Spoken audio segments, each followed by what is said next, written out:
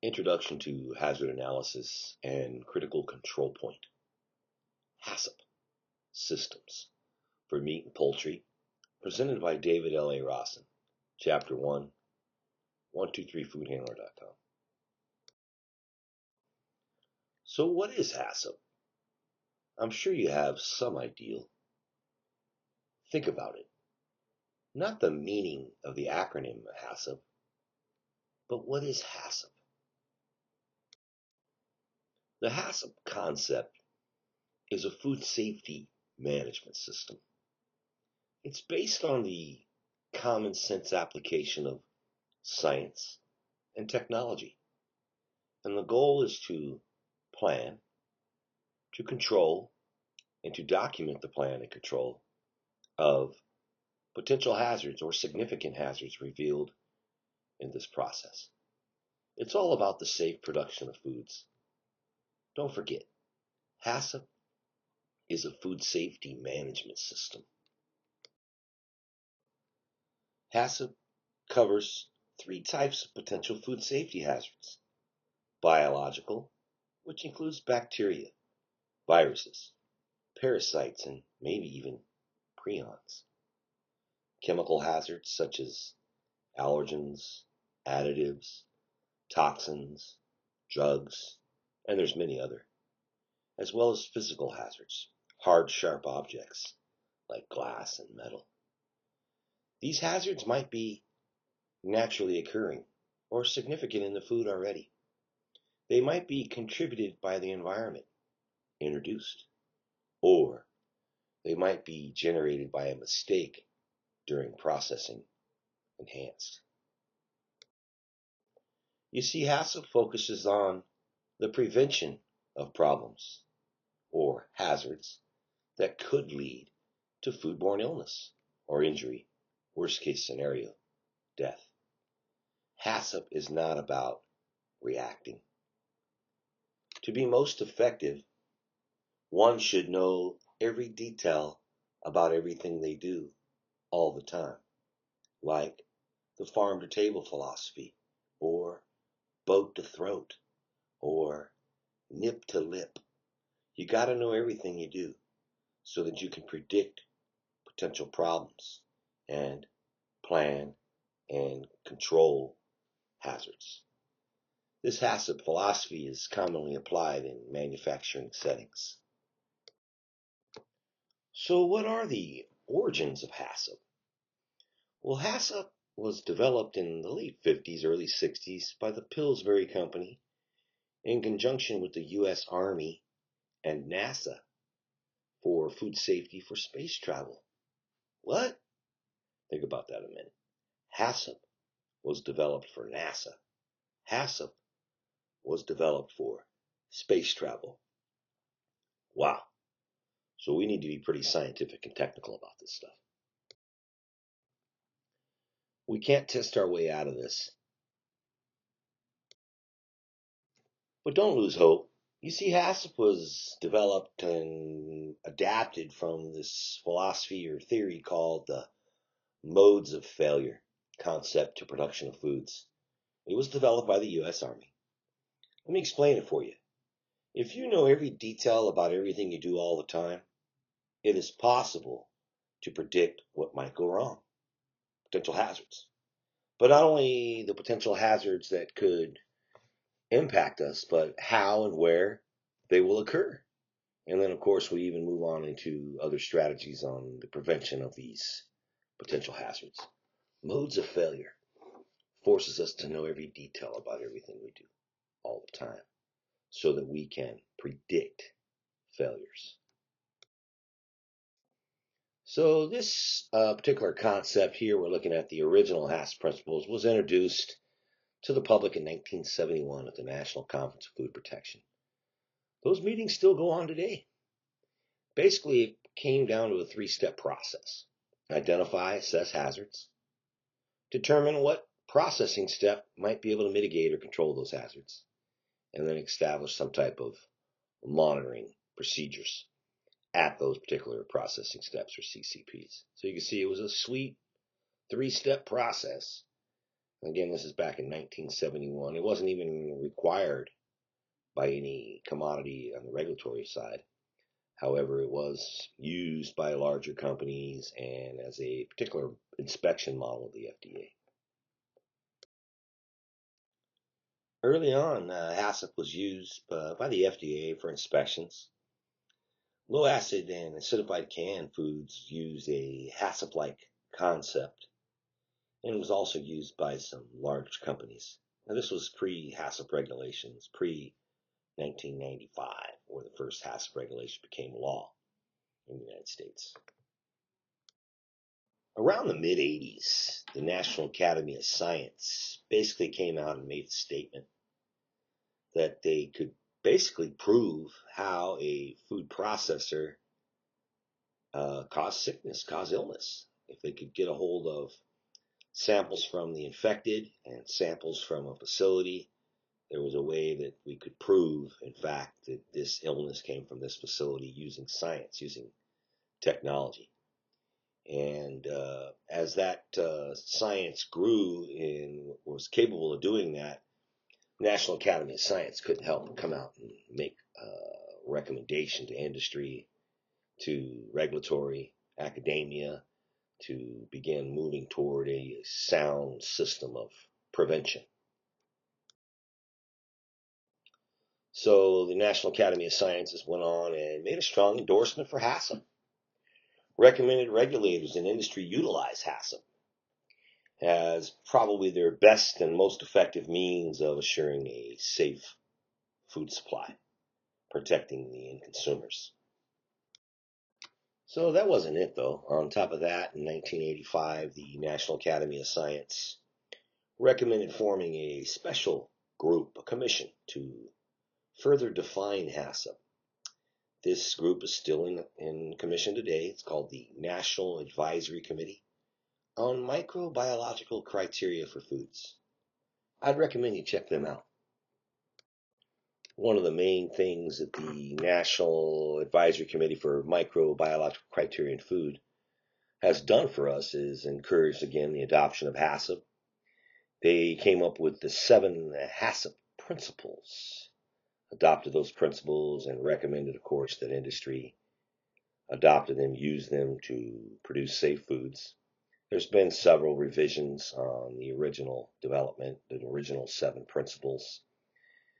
Check that out, National Advisory Committee for Microbiological Criteria in Food, 7 HACCP principles.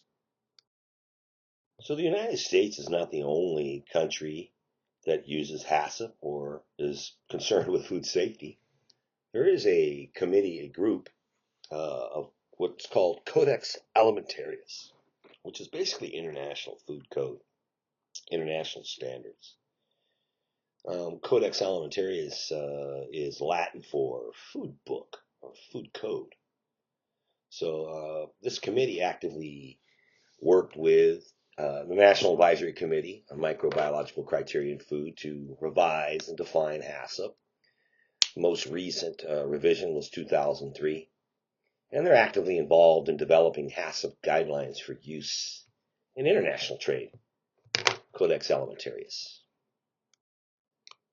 So HACCP is now mandatory in the U.S. for certain foods, for certain foodstuffs, certain commodities.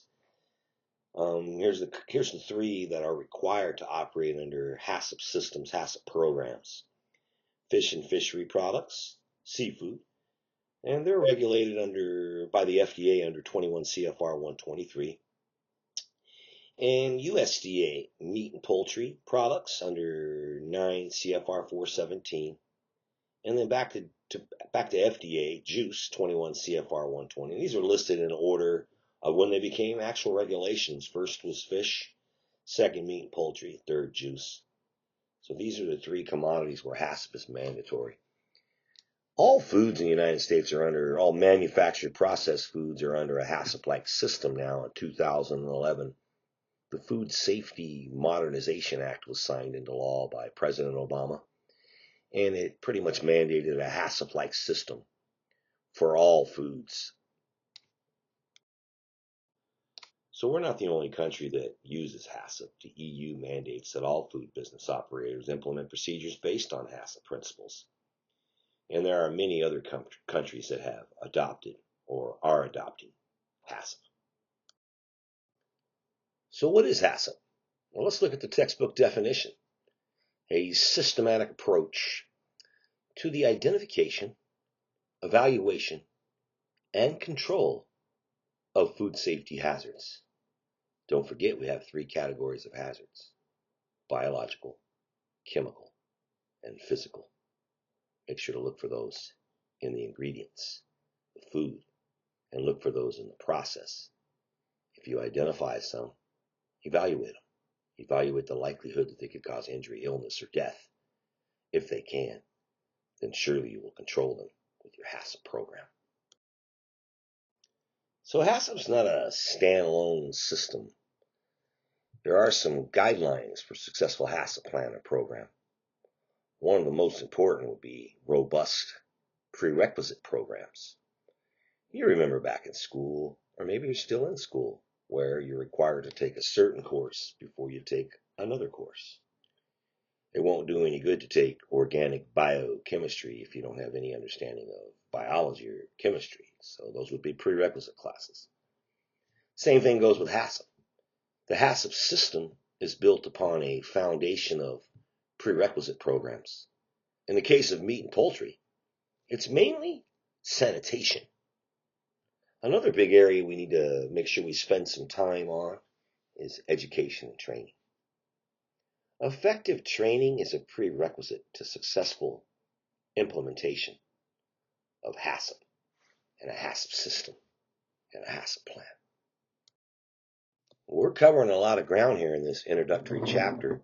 This is just to let you know a little bit about HACCP and what it does and how we got here. And now we're moving into some of the preliminary steps on how to develop a HACCP plan.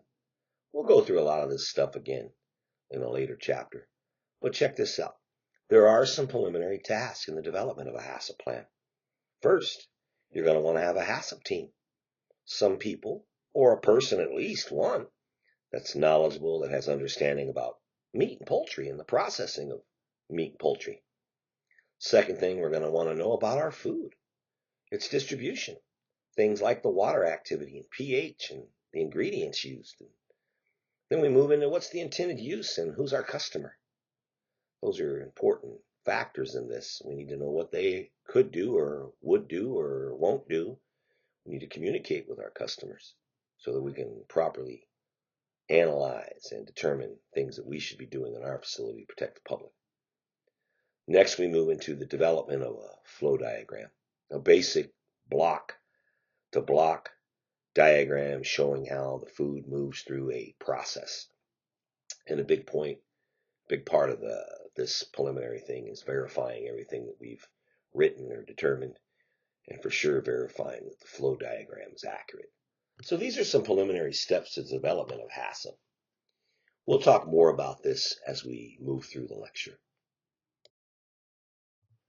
So you probably remember originally there were 3 HACCP principles. Well, and then we moved to the 7 HACCP principles and how the National Advisory Committee for Microbiological Criteria in Food worked with Codex and helped to define these 7 HACCP principles. Or I like to say maybe a formula for success in this thing. So I'm going to walk you through the 7 HACCP principles. There will be a lecture on each of these principles as we move through the content. Well, let's take a look at the 7 HACCP principles. Principle number 1, conduct a hazard analysis. The hazard analysis is the process of collecting and evaluating information on hazards associated with the food under consideration to decide which are significant and must be addressed in the HACCP plan. Principle 1, conduct a hazard analysis. Principle 2, determine critical control points, or CCPs. You see, these are processing steps. It's a step at which control can be applied and is essential to prevent or eliminate a food safety hazard or reduce it to an acceptable level. Principle 2. Determine the critical control points. Principle 3. Establish critical limits. A critical limit is defined as a maximum and or minimum value to which a biological, chemical, or physical parameter must be controlled at a CCP to prevent, eliminate, or reduce to an acceptable level the occurrence of a food safety hazard, those hazards that we revealed during our hazard analysis. Principle 3. Establish critical limits. Principle 4. Establish monitoring procedures.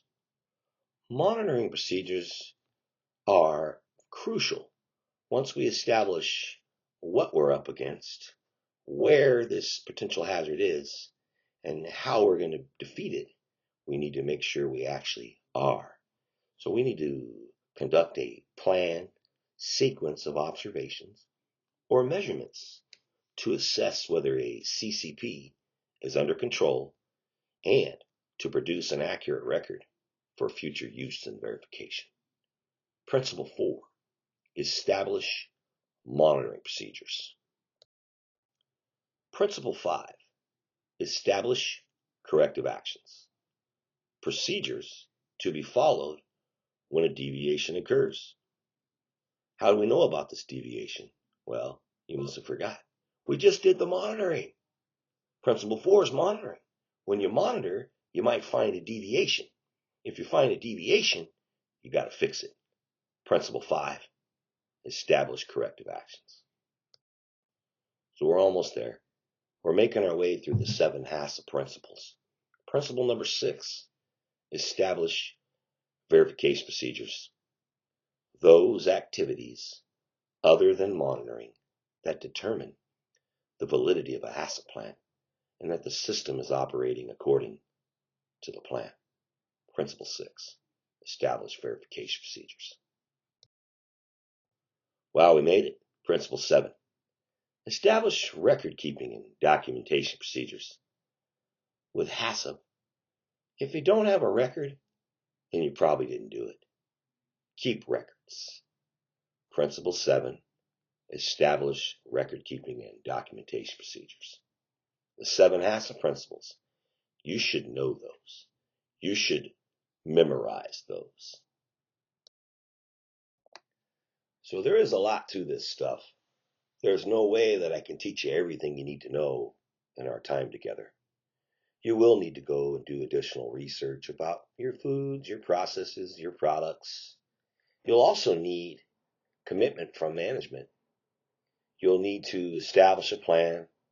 You'll need to assure employees are properly trained. I would strongly encourage you to develop a policy, a procedure, a program for everything you do with the necessary forms. Make sure that once you establish a plan, you have it, you have to implement it.